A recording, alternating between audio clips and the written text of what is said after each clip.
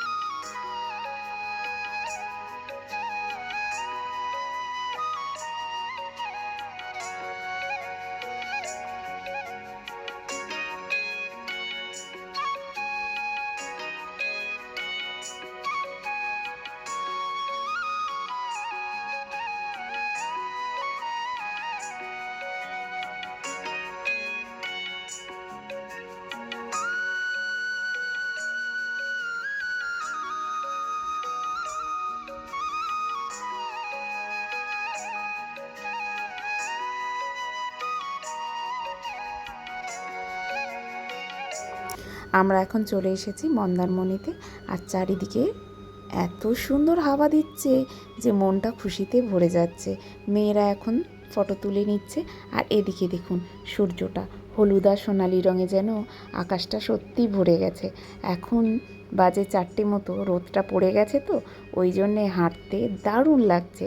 আর সত্যি বন্ধুরা, এই যে এখানকার আবহাওয়া সত্যি ভাষায় বলেও প্রকাশ করা যাবে না।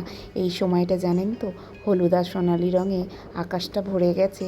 এই সময় সমুদ্রের জলটা দেখুন একদম চিকচিক করছে। কী যে অপূর্ব লাগছে সেটা আপনাদের আর কি বলবো। এই সময়টা জানেন তো, সত্যি হাঁটার অনুভূতিটাই আলাদা একটা সৌন্দর্য কাজ করে। আমি যাচ্ছি এখন মাঝ সমুদ্রের দিকে। এই সময় পড়ে গেছে চড়া, ওই জন্য হাঁটতে বেশ ভাল লাগছে। আর এত জোরে জোরে হাওয়া বইছে যে হাঁটছি আর এতটা ভালো লাগছে। এখানে যতবার আমি এসেছি ততবার যেন আলাদা একটা ভালোবাসা, ভালো লাগা কাজ করে যায়। এই সময় ছবি তুলুন বা ভিডিও করুন, সত্যি মনটা খুশিতে যেন ভরে যাচ্ছে। আচ্ছা, তোমার আউটফিট বলো। আরে খুব সুন্দর লাগছে।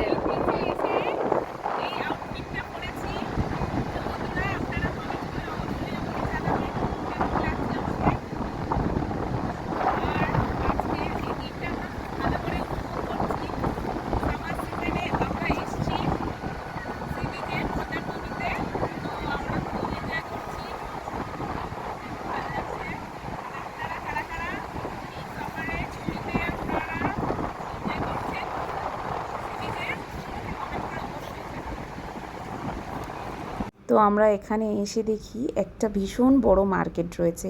এই মার্কেটটা ঘুরে দেখছি, বাপ রে বাপ, বেশ বড় এরিয়া জুড়ে। আর এই মার্কেটটাতে এসে দেখছি এমন কোনো দোকান নেই যে আপনি পাবেন না।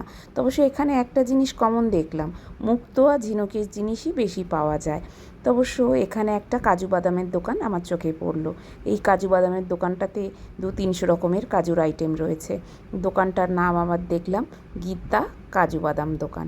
কিন্তু এখানে আরও কাজু বাদামের ভ্যারাইটি জিনিসপত্র রয়েছে। দাম ওই কলকাতার মতো অ্যাভারেজ, একদমই একই।